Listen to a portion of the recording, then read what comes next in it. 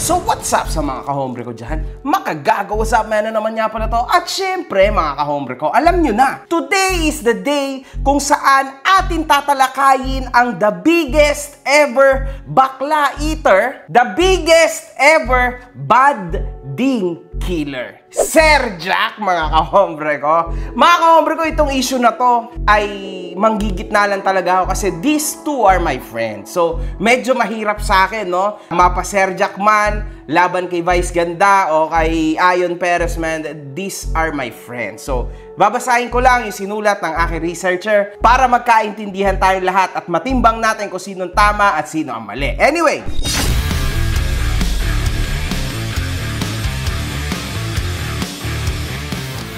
hinahanap mo ba ako sa Facebook? I-follow mo na ako. Ito ang page ko.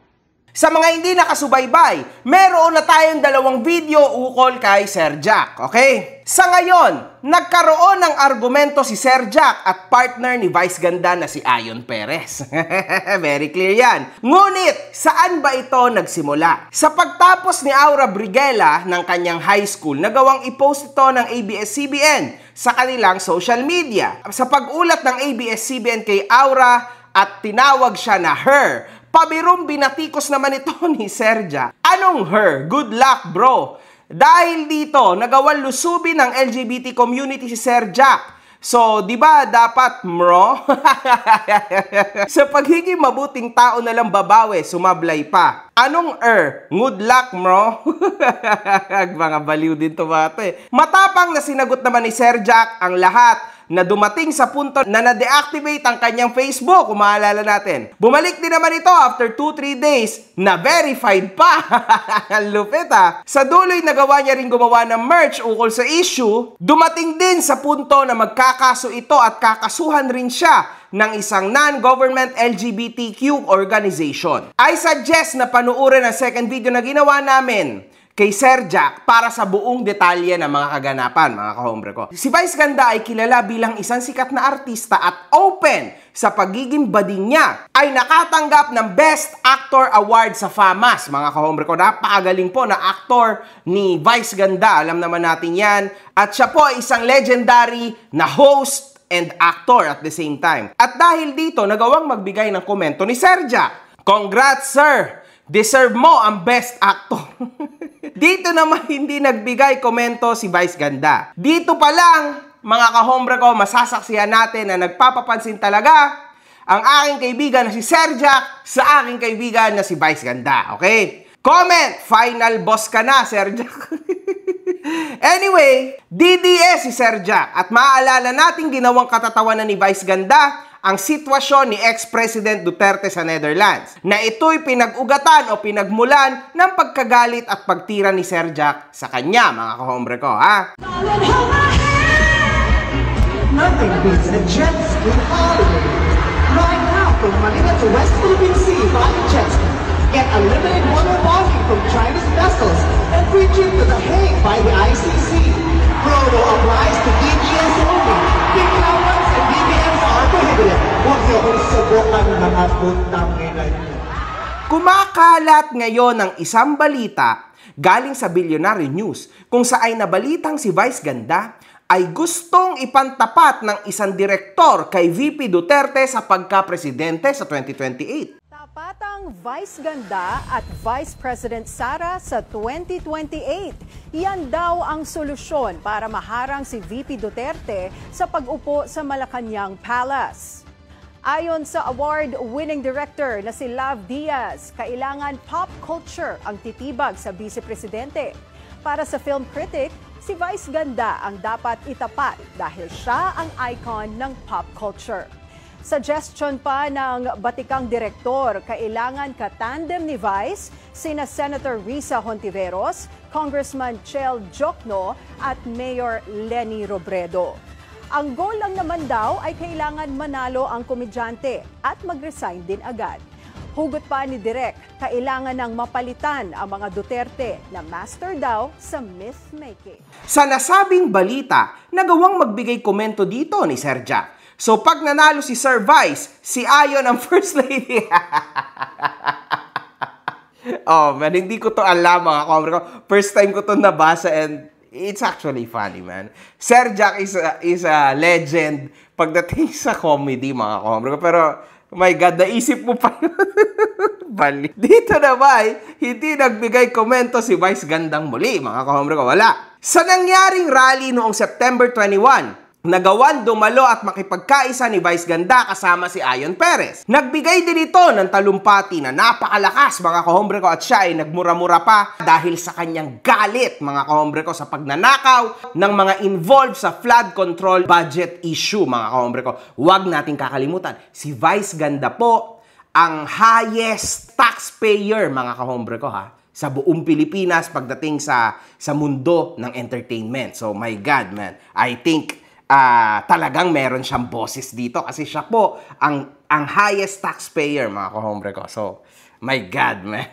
Galit na galit po siya. At para sa lahat naman ng mga politiko at bahagi na ng gobyerno na nagnakaw sa atin, nagnanakaw sa atin, mga nakatingin habang may nagnanakaw sa atin, mga kasama ng mga nagnanakaw sa atin, mga alam na may nagnanakaw pero hindi nagsasalita, mga kasama ng mga nagnanakaw, mga nagtatago ng magnanakaw, isa lang ang gusto namin sabihin sa inyong lahat.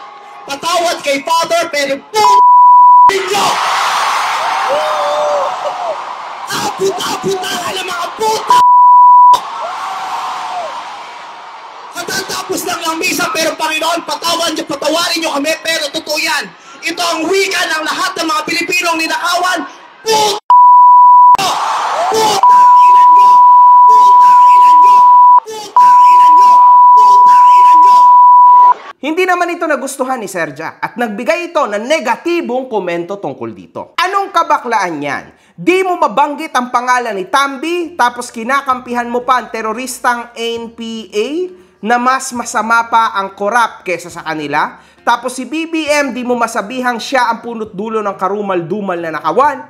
Halatang bayad ka na naman ni Lisa na sa ama ka na, bakla. So may nilabas din na statement dito si Sir Jack at mga patunay sa kanyang mga ibinabatong alegasyon kay Vice Ganda. Good job, Sir Vice. Mas maangas sana kung minention mo boss mong si Tambi Pero next script sana ma-mention mo na. Romualdez owned firm has 51% stake. Teleradio signing off. Broadcast media giant ABS-CBN Corporation is entering into a joint venture with a subsidiary of the holding company owned by Speaker Martin Romualdez after announcing that it is ceasing operation of Teleradio by June 30 due to financial losses. Wow! Part pala si Speaker Romualdez sa ABS-CBN Corporation, mga kombre ko. Pero hindi ko siya maintindihan masyado kung anong ibig sabihin dito ni Sir Jack kasi magkahiwalay po, mga kombre ko, ang negosyo sa politika. I mean, medyo palawakin natin ang ating mga utak. Magkahiba po yun.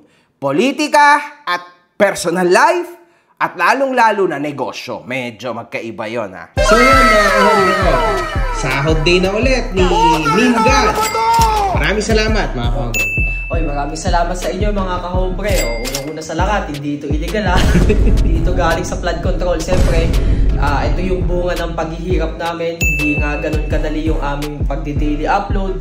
Pero still, nagagawa namin yun dahil sa pagbibigay suporta at patuloy na pagtatangkilik nyo sa aming mga ginagawang content. Kaya yun, maraming salamat ulit, mga kahombre ko. One love, good fucking vibes. Sir Vice Ganda, hindi mo talaga pwedeng i-mention yung boss mo na si Martin Romualdez. Baka bawiin niya yung 51% tapos yung TF mo pa. Pinapaulanan ni Sir Jack si Vice Ganda ng hindi magagandang mga salita kasi tulad niyan. Sinasabi niya na bayaran si Vice Ganda ni Romualdez at napakataas ng porsyento ni Romualdez sa corporation ng ABS. So, siya talaga yung may hawak ng buong kumpanya kung saan nagtatrabaho si Vice Ganda. Yan ang sinasabi nila, no? Dito na may nagawa ng kumibo ng boyfriend ni Vice Ganda na si Ayon Perez. Pero as of now, deleted na po ang post. Brother Eric Eruption, yung ngongo mong tropa, ganun ba talaga yun? Grabe to. Sinagot rin naman ito ng pabalik ni Sir Jack. Sir Vice, yung mister mo ba na yan, bakla din? Nagawa rin naman itong hamunin ni Sir Jack ng isang boxing match. Ganito na lang, Sir Ayon, labasan na lang tayo ng sama ng loob. Set mo, boxing tayo. Lamang ka na sa lahat, kaso lugi ka. May tama na ako eh. First Lady Ayon.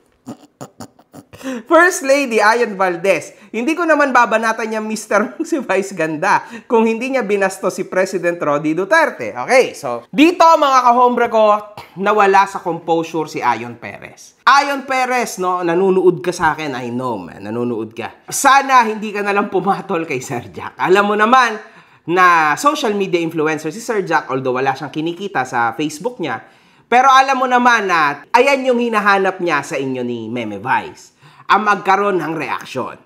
Unfortunately, binigyan mo ng pansin, bilang influencer, lalaki yung ulo niyan, at lalo kayong hindi titigilan yan. Kasi syempre, nasa taas kayo eh.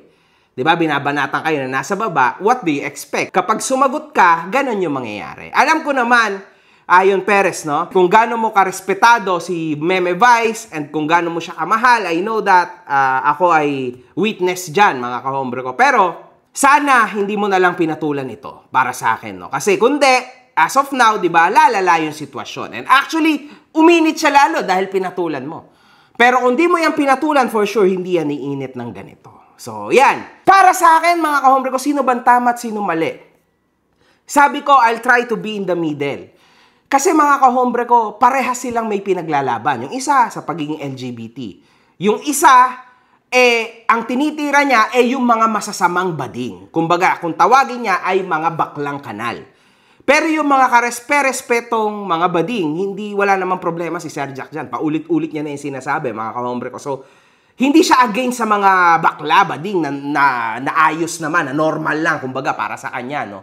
Against siya sa mga bad na bading. Yan na sinasabi niya parate. Siyempre si Ayon Perez, mga kahombre ko, normal lang nasasagot siya ng ganyan kasi syempre, asawa niya yung tinitira, what do you expect, di ba? So, nakakapikon yun, kahit saan banda mo tingnan. Tama, partner niya, tas tinitira-tira ng paulit-ulit, nakakapikon na. Lalo na't wala naman talagang totoong patunay, kaso, ayan ang trabaho ni Sir Jack.